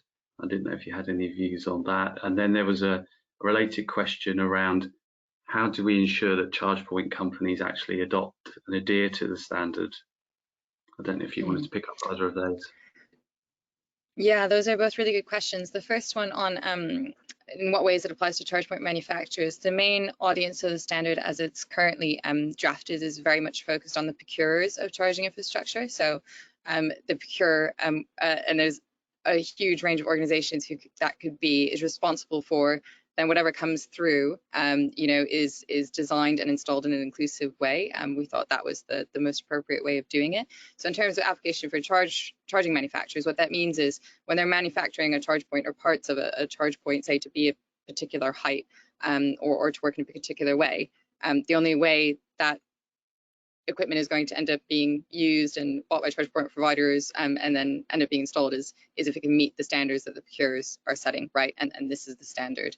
So I guess in a sense it applies to them, but in a more indirect way. And an audience for the standard, a key audience for us is absolutely those manufacturers, because they are the start of that journey to making the infrastructure more accessible. So it does apply in their key audience, even if they're not directly kind of written as responsible in the standard, if that makes sense. The second question on what's the future of the standard, as most people will probably know on this call, standards are voluntary. That doesn't mean they don't have kind of huge influence in setting best practice. I think for us, we're considering, you know, really actively in partnership with OZEP what the future of the standard should be, and how to best encourage take up, whether that's kind of through encouraging competition or making it a part of particular funding requirements. There's lots of different options in the future. So we're exploring them right now. I don't have anything definitive to say yet, but hopefully we will have a more clear position on that by the time the standard is finalized in the summer, autumn. Yeah, just to jump in on that.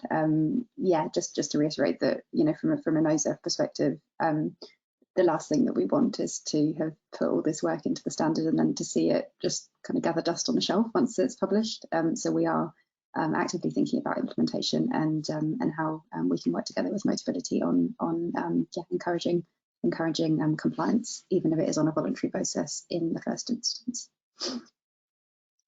No, that's great, and it kind of leads nicely into another question we've had from Neil, who's asking about charging infrastructure at workplaces, including the public sector. So I don't know if any of our panel have any thoughts on that. What do we see as some of the priorities or plans there for getting charge points installed at workplaces?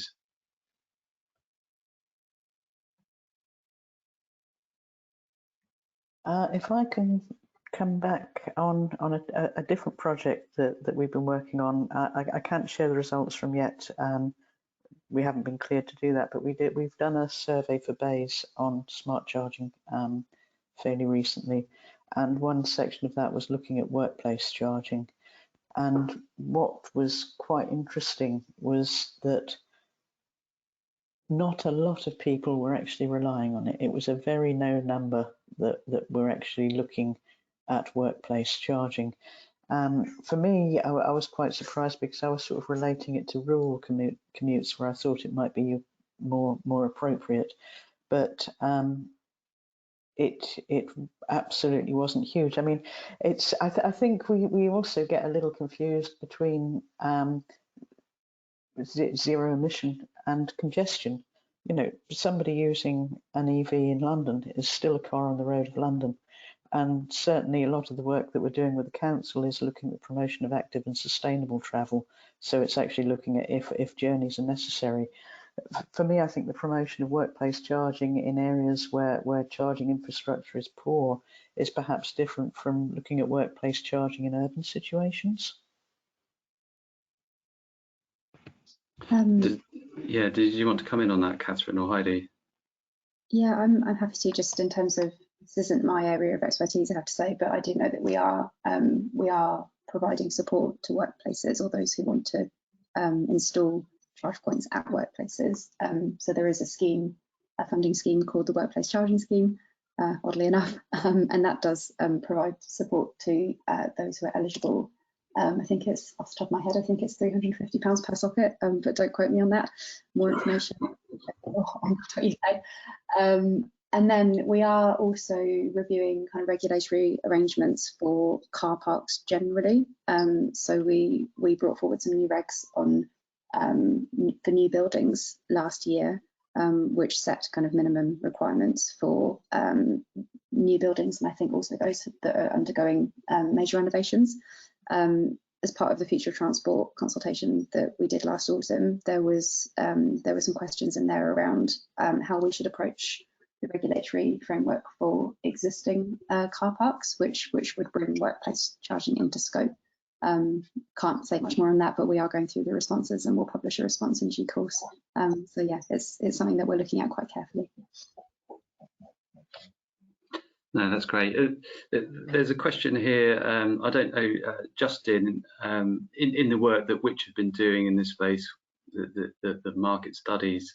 One of the things that's come up in a couple of questions is around charge points not delivering the power that they claim to deliver, and I just wondered if that's something that was kind of found in your work. You know, people perhaps driving past a charger to visit a different one because they're worried about the charge time, only to find out the higher power charger is only delivering 40 kilowatts charge. Is that something you've identified, Justin? Yeah, we have heard about that. I suppose another angle to it as well is drivers' awareness of the charge that their car can take as well. Different cars can take different levels of charge, and very often consumers aren't aware of that, so they might be paying more for a charge point than they need to, and potentially also blocking that charger for a car that could make use of that charger. So one of the things that we have suggested is that car manufacturers should simply put a label on the flap around the charger, just to say what the AC and DC charge rates are for a car. It would be a really simple solution, and it would just help consumers understand which charge point is most suitable for their car, prevent them paying more for a charge than they need to. Yeah, I don't know. Did anyone else have any thoughts on that? I've got a few more questions. If not, there's a kind of couple of very big picture questions in here as well. And one of them is, I think, Kim, I might ask you to respond to this one initially, if you don't mind. So I think we're all mindful of the fact that EVs are part of the solution, but not the whole solution. You know, replacing every ICE car with an electric vehicle doesn't necessarily, neutralize congestion that you mentioned earlier. So, what do you see as the kind of, I guess, the optimal uptake of EVs? Is there an optimal, or should we be looking at EVs in a different way in order to make transport more sustainable?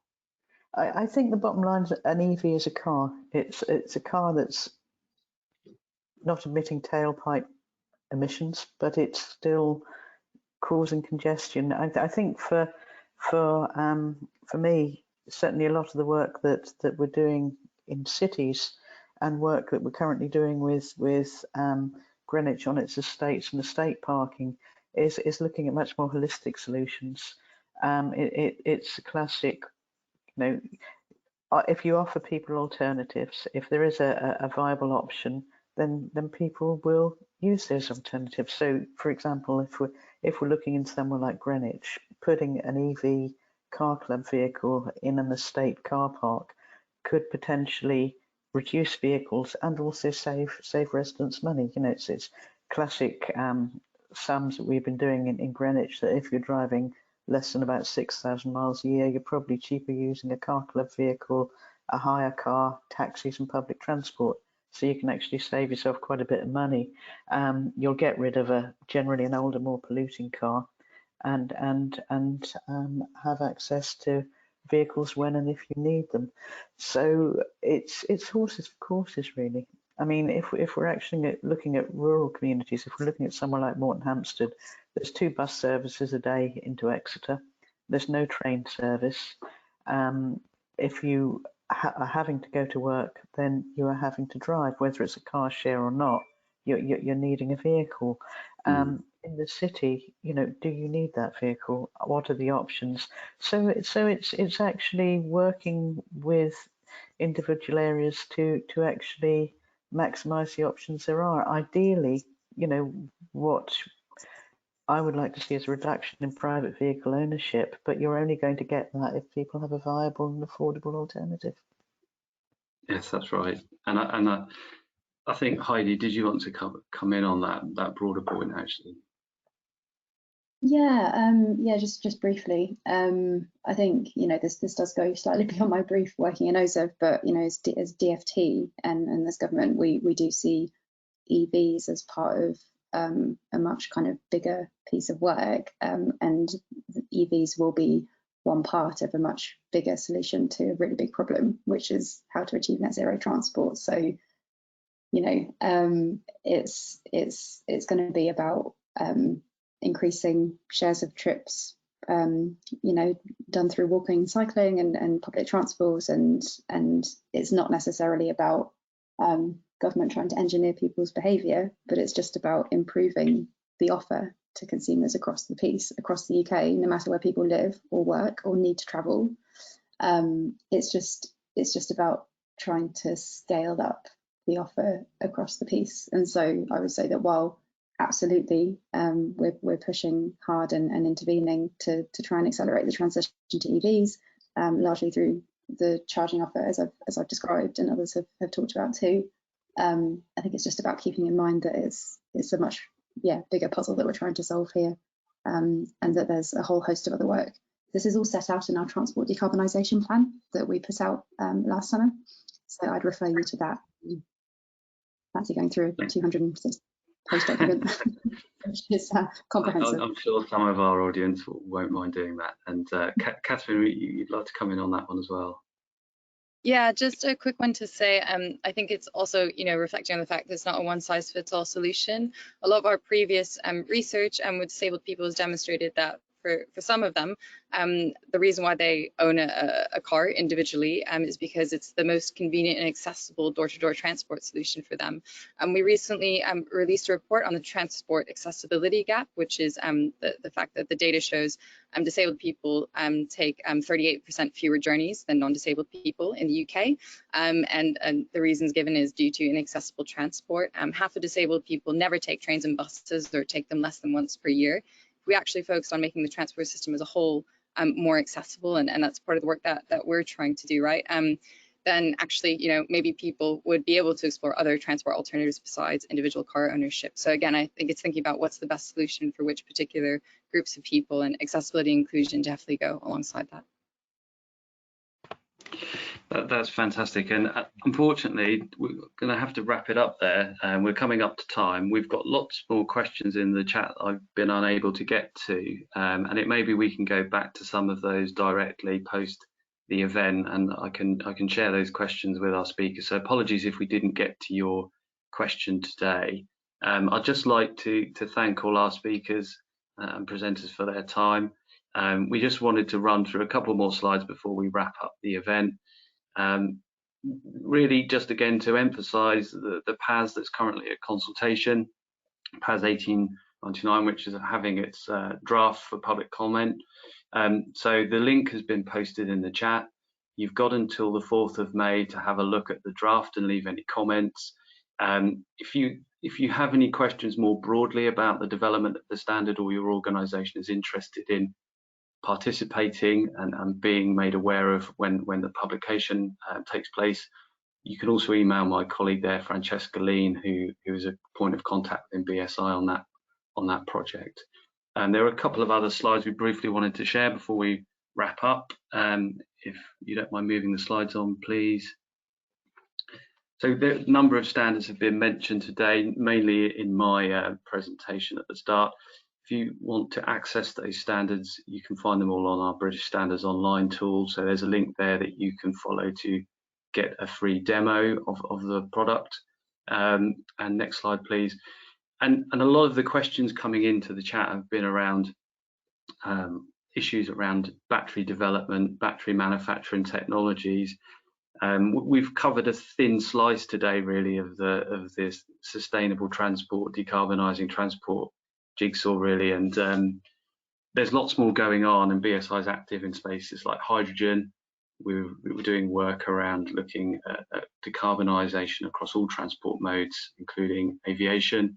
So you can find other standards and programmes, such as the work we're doing around Faraday Battery Challenge, energy smart appliances work that, again, government's been heavily involved in, looking at energy smart appliances, demand side response, and those types of important issues. Recently published a report that showcases those. And then I think my final slide is just really to draw attention to our net zero solution pack that you can find, and that's available until the 8th of May. And the link is going to be posted into the chat, or it just has been posted into the chat, so you can get a discount code there if you're interested in accessing that. So I'd like to draw the webinar to a close now. As I said, this is one in a series of webinars. We've got a few more running this week. There's actually an energy webinar this afternoon kicking off at 1:30. It's not too late to register for that. We've got one looking at the built environment tomorrow, which again is such an important topic given the issues around carbon management. And then on Wednesday we have one looking at the food sector. That again is tomorrow afternoon. So just to say thank you very much for attending, and thanks again to all our speakers / presenters for their presentations and for joining us for the Q&A. Much appreciated, and I hope you enjoyed the event. Thanks very much.